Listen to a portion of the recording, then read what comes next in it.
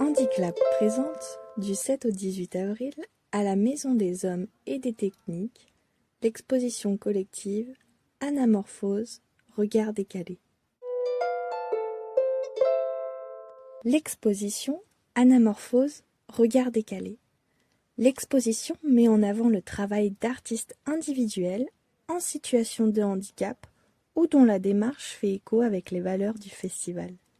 Céline Mini, Julie Caudan, Maëlys, Marine H, Irvine Zouré, Ninon Madoré, Nicolas Bouchet et Benjamin Rullier, Ratswan, Selma Sharaf.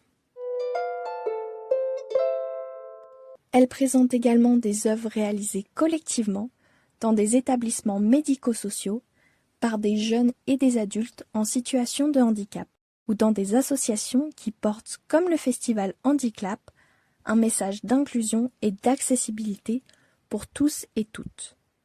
CATTG Epsilon de Blain-Paul Adulte, Epsilon CATTG de Nord-sur-Erdre, groupe Entraide Mutuelle chez Simon, groupe d'expression créative du CMP ATTG du pôle de la psychiatrie de l'enfant et de l'adolescent Epsilon, groupe thérapeutique de l'hôpital de jour du pôle de psychiatrie de l'enfant et de l'adolescent Epsilon, Living Museum France, le crayon de bois avec Enora Jacopin et empreinte boisée, Mas et Samsa de la Sèvre, Saezat la Soubrotière Kaplan de Savenay, sociothérapie intra-hospitalité Epsilon de Blain. L'exposition présentée par le Festival Handiclap porte cette année sur l'anamorphose. C'est l'art de la déformation maîtrisée. Une image altérée, illisible à première vue, qui ne révèle son sens qu'à travers un angle précis. Ce jeu, entre illusion et réalité, interroge notre perception du monde. Ce que nous voyons n'est pas toujours ce qui est. Regarder autrement, changer de perspective, se décaler, l'anamorphose nous invite à bouger, à interroger nos points de vue et nos habitudes visuelles. Pour résumer, une anamorphose, c'est un ensemble de formes a priori chaotiques qui devient une image que si on la regarde d'un certain endroit ou avec un miroir spécial. Par ce thème, l'exposition se veut être une invitation à modeler nos regards, à déconstruire ce qui nous apparaît comme une évidence, souvent trompeuse, à faire preuve d'imagination. Cette thématique a été choisie pour inspirer les participants, leur donner des idées, mais ils ont été libres de se l'approprier comme ils le souhaitaient. Performance de slam, Nicolas Bouchet. Le mercredi 15 avril, Nicolas Bouchet nous fera l'honneur de venir slammer à 14h30. La performance sera suivie d'un échange avec le public. Chez Nicolas Bouchet, le slam occupe une place essentielle, presque aussi importante que le sport. Il s'agit pour lui d'un véritable moyen d'expression personnelle qui lui permet de mettre des mots sur son vécu, ses émotions et les difficultés liées à son handicap. À travers l'écriture et la performance orale, il aborde des thèmes intimes comme la différence, le regard des autres, le dépassement de soi ou encore les moments de doute, transformant ses expériences en textes poétiques et engagés. Le slam devient ainsi une forme de libération, un espace où il peut s'exprimer sans contrainte, contrairement au cadre plus rigoureux du sport, et où il peut toucher les autres en partageant son histoire. Cette pratique artistique complète parfaitement le paratriathlon. Là où le sport renforce son corps et sa discipline, le slam nourrit son esprit et lui permet de donner du sens à son parcours, en faisant de ses épreuves une source de création et de transmission. Céline Mini, Mon petit monde du quotidien. Elle développe une pratique du dessin intuitive, nourrie par des instants du quotidien. Sans plan préalable, elle laisse les formes et les couleurs émerger progressivement, transformant chaque scène en un petit monde à part entière. Les repères y bougent, les perspectives se décalent et le regard circule librement. Son approche fait écho au thème de l'anamorphose, pensée comme un déplacement du regard, plus que comme une technique. Le dessin devient un espace où l'on prend le temps d'observer et parfois de se perdre. Julie Caudan, Le soleil brille pour tous.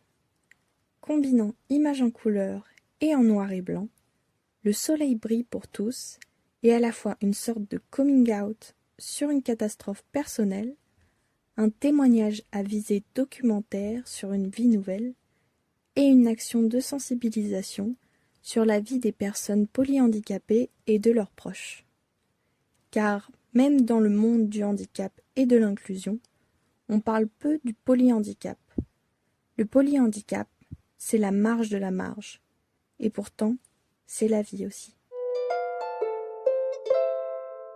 Maëlys.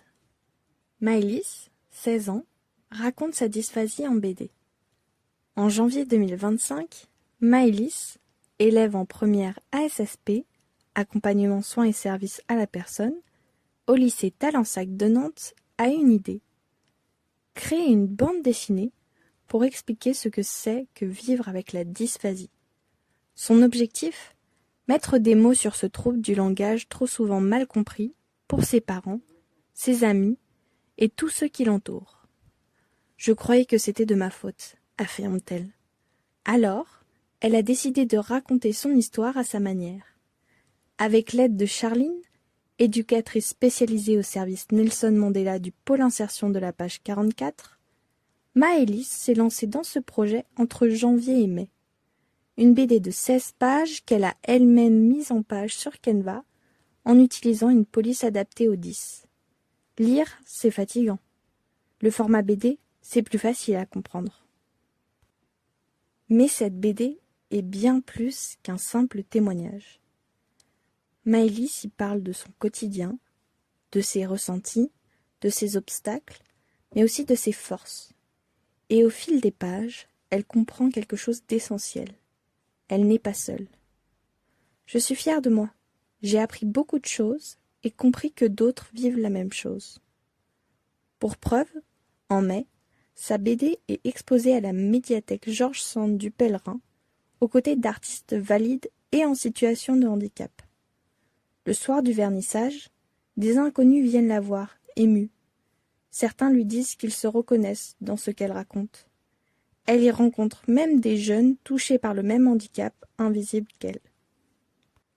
Aujourd'hui, Maëlys a appris de nombreux détails sur sa dysphasie et sent que son entourage comprend davantage ce qu'elle vit au quotidien. Mais elle veut aller plus loin. D'autres expositions, des actions de sensibilisation, peut-être même l'exposition Handiclub 2026. Son message est clair. Les handicaps invisibles méritent d'être compris. Et elle a trouvé, à travers le logiciel Canva, sa façon de les faire exister. Marine H. Acrylique et collage. Malgré sa paralysie cérébrale qui contrarie notamment la mobilité de ses doigts, Marine H. contourne ses empêchements afin de laisser libre cours à l'expression de ses univers intérieurs. Totalement autodidacte, Marine s'empare avec bonheur de toutes les techniques avec une prédilection pour l'acrylique et le collage. Marine aime parfois combiner ces différentes techniques afin d'obtenir le résultat recherché. Le trait est vif, dynamique, précis. Chaque coup de pinceau est mûrement réfléchi.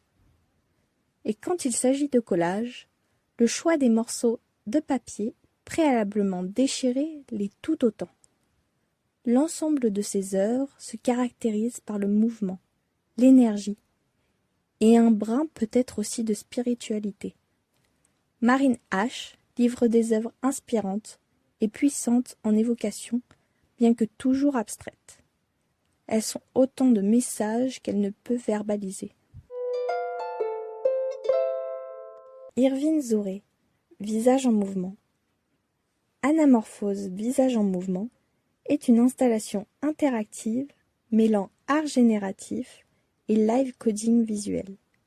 Les visages sont captés par une webcam est transformée en temps réel avec le logiciel Hydra. Les mouvements influencent directement les images projetées. L'œuvre interroge la perception, l'identité et la norme et valorise la diversité des corps. Ninon Madoré, Peau cassée. Pour cette œuvre, le tissu normalement utilisé pour les vêtements, pour draper le corps, sert ici à le dévoiler. L'utilisation du maquillage pour peindre le corps est également une façon d'embellir et de mettre en valeur. Pourtant, le maquillage peut aussi servir à cacher les imperfections. Le fait de représenter un corps en anamorphose, donc fragmenté, donne l'impression qu'il est déformé, que l'on en a une vision biaisée, ce qui est souvent le cas vis-à-vis de notre propre corps, dont on peut ne voir parfois que les défauts. Peau cassée est une anamorphose représentant une partie d'un corps humain, se formant sur différents cadres placés en décalé. Ceux-ci sont constitués de draps, de teintes roses et violettes, tendus sur des châssis en bois. Le corps morcelé est peint directement sur les tissus avec du maquillage pour recomposer une épaule avec un bras et une main fermée en poing. Nicolas Boucher et Benjamin Rullier. Photographie et texte. Benjamin Rullier fait des récits et portraits en photo et en texte. Il travaille autour de thématiques humaines, dans une approche à la croisée du documentaire, de la sociologie et du récit. Ses travaux font dialoguer une variété de regards autour de sujets ancrés dans la vie quotidienne. Le temps libre, le deuil, le handicap, le travail. Pour les réaliser, il prend le temps de l'échange, équipé d'un enregistreur sonore et d'un appareil photo argentique moyen format. Les portraits qui naissent de ces rencontres, tout comme les voix recueillies, constituent la matière première de récits collectifs qui associent photographie et texte. Benjamin Rullier a notamment photographié Nicolas Boucher, qui fera une performance de slam pendant l'exposition. Ratswan, installation. Ratswan est un muraliste issu du graffiti qui se distingue par un univers vibrant et ultra coloré. Sa signature technique repose sur la superposition. Il mélange plans de lecture, matière et support pour créer des œuvres complexes qui captent l'œil. Son voyage en Amérique du Sud en 2018 a été l'élément déclencheur de sa carrière professionnelle. En troquant ses fresques contre le gîte et le couvert, il a non seulement confirmé sa vocation, mais a aussi imprégné sa palette de la diversité et de la vivacité des couleurs latines. Ses représentations animales, loin d'être figées dans un simple symbolisme, deviennent des vecteurs de prise de conscience. Elles nous rappellent l'urgence de préserver cette richesse vivante, de renouer avec la beauté et la diversité de la nature, et de réfléchir à la place de ces animaux dans nos villes, notre environnement et le monde que nous façonnons. Chaque œuvre est une porte ouverte sur un dialogue où chaque individu peut s'approprier le sujet en fonction de son histoire, de son vécu et de sa culture. C'est une invitation à voyager, à découvrir, à protéger. Selma Charaf, le Chelm. Étudiante en dernière année à l'école Pivot en décoration peinte, je suis spécialisée en peinture. J'aborde la peinture à l'huile depuis l'an dernier, mais j'aime aussi la décoration d'objets. Je me présente également en tant qu'illustratrice. Mes inspirations, le surréalisme avec Dali, le monde onirique et spirituel, l'art nouveau avec Mucha, et ma curiosité pour les différentes ethnies du monde m'invite à explorer les possibles, à voyager et faire voyager à travers mon art. Prise par mes études, j'aurai une faible diversité d'œuvres, mais une multitude d'exemplaires. Je serais ravie de faire partager mon art à un public sensible par l'association Handiclap. Epsilon, CATTG de Blain Pôle Adulte. Chrysalide.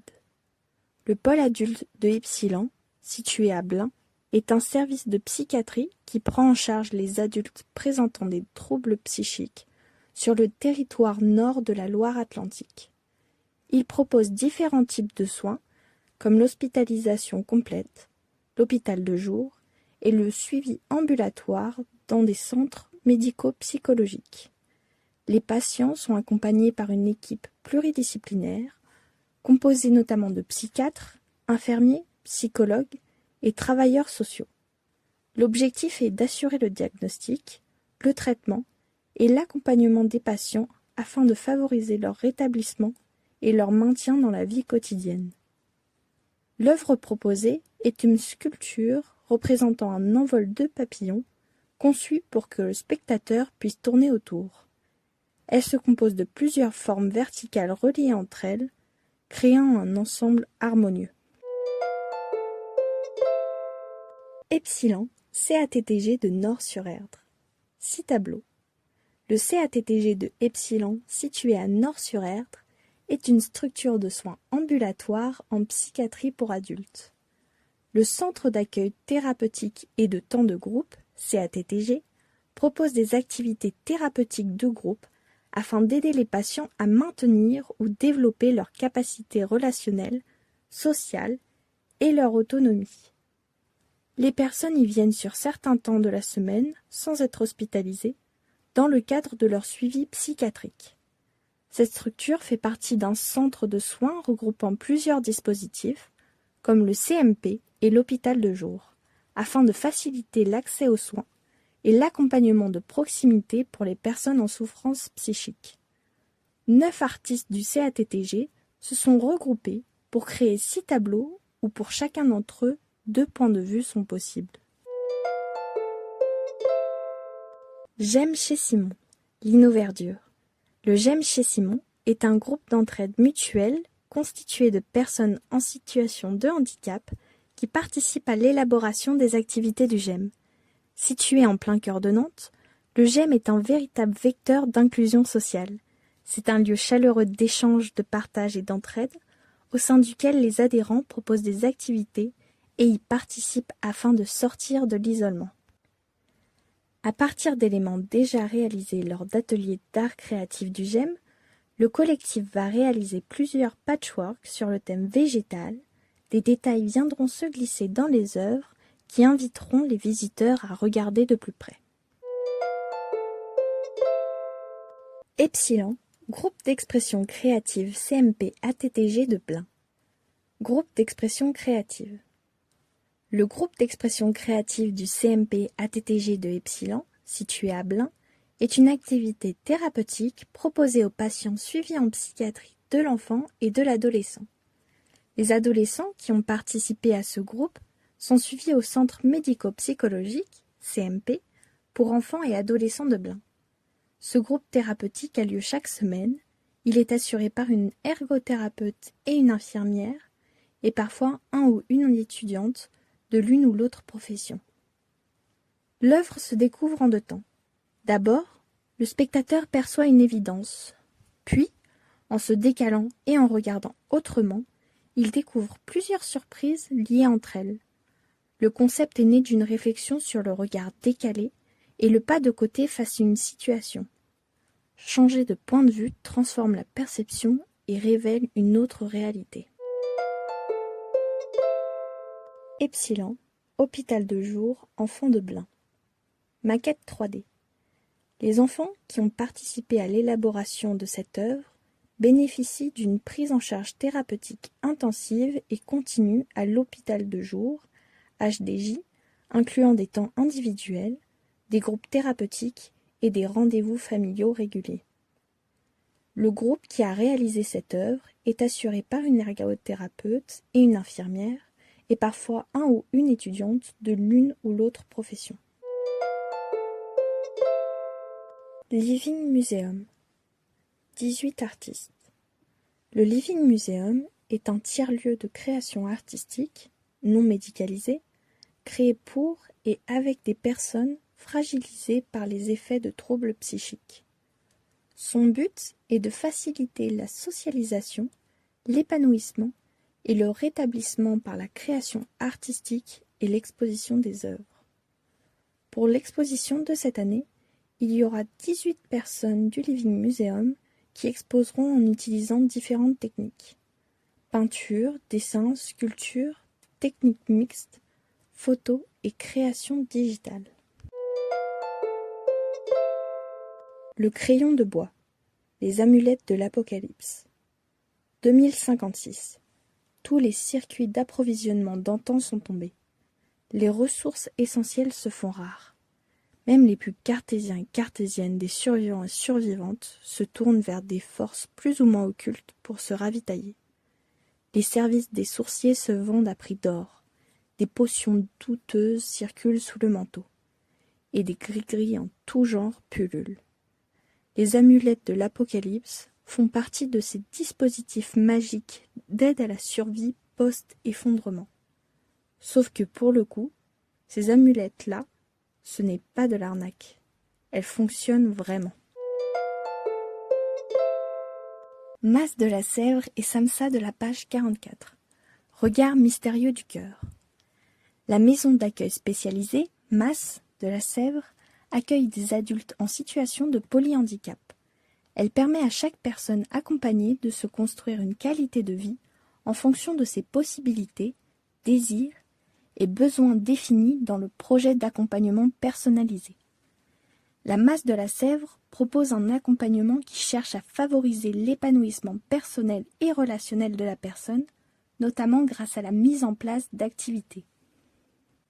Le service d'accompagnement médico-social pour adultes handicapés, SAMSA, a pour mission de contribuer à la réalisation du projet de vie de la personne en situation de handicap. Maintien à domicile ou évolution vers des solutions alternatives à partir de ses choix, de son environnement social et familial et de sa sécurité. La Mas de la Sèvre et le SAMSA de la page 44 se sont associés sous le nom Les Opticiens de l'Amour pour permettre aux personnes qu'ils accompagnent de créer conjointement une œuvre pour l'exposition. Les participants ont été accompagnés par Dominique Serin, une artiste peintre. Dominique Serin est une artiste intervenante spécialisée dans les animations en EHPAD et en maison d'accueil spécialisée. Son approche se base sur l'écoute, le respect et la co-création. Elle aime collaborer avec les résidents, le personnel et les familles pour développer des ateliers artistiques adaptés à leurs besoins et leurs envies. Son objectif est de favoriser le bien-être et l'expression personnelle à travers l'art, tout en créant des liens. Saezat, Cap Lan. Fleur de rêve. L'œuvre de l'ESAT propose une expérience visuelle basée sur le déplacement et le regard. Elle se compose de 4 pavés droits identiques disposés de manière décalée. Sur chaque face verticale est collée une bande représentant un quart d'image. En se déplaçant autour de l'installation, le spectateur découvre que, selon 4 points de vue différents, les fragments s'assemblent pour former 4 images distinctes. L'œuvre invite ainsi à prendre le temps d'observer, à changer de position et à comprendre qu'une même réalité peut se révéler différemment selon le point de vue adopté. Epsilon. Sociothérapie intra-hospitalité de Blain. Œuvre en 3D. La sociothérapie intra-hospitalière de Epsilon, située à Blain, est un dispositif thérapeutique destiné aux patients hospitalisés en psychiatrie. Elle propose différentes activités de groupe, créatives, culturelles, sportives ou sociales, encadrées par des professionnels. Ces activités ont pour objectif de favoriser l'expression, la socialisation, l'estime de soi et le maintien des capacités des patients. La sociothérapie fait partie intégrante du projet de soins et contribue au rétablissement et à la réinsertion des personnes hospitalisées. Un groupe d'artistes a été créé et ensemble, ils ont décidé de proposer une œuvre en 3 dimensions. L'œuvre sera installée sur un trépied posé sur une table. Cette œuvre sera construite sur une planche de contreplaqué d'1 mètre par 1 mètre. L'objectif est d'inviter le spectateur à se déplacer tout autour de la table. D'un côté, il devra observer l'œuvre et trouver le point de vue précis permettant de percevoir l'anamorphose. De l'autre côté de la table, il pourra manipuler différentes pièces et recréer l'anamorphose observée sur le tableau. Cette œuvre s'inspire de la technique du triangle de Banissa, un procédé d'illusion d'optique qui permet de faire apparaître des formes fantômes grâce à des contours suggérés plutôt que réellement tracés. Merci. Toute l'équipe du festival tient à remercier chaleureusement toutes les exposantes et tous les exposants sans qui cette exposition n'aurait pas vu le jour. Merci pour leur participation, leur engagement et leur énergie si précieuse. Ce travail d'équipe est significatif et permet de véhiculer les belles valeurs que nous partageons toutes et tous. Un grand merci à la Maison des Hommes et des Techniques, ainsi qu'à l'ensemble de son équipe, qui, fidèle depuis plusieurs années, nous prête généreusement cette salle d'exposition. Merci également à Elodie, qui a traduit ce livret d'exposition en braille, permettant de le rendre plus accessible. Et enfin, merci à vous, chers visiteurs et chères visiteuses, de faire vivre cette exposition. À très vite, l'équipe du Festival Handiclap.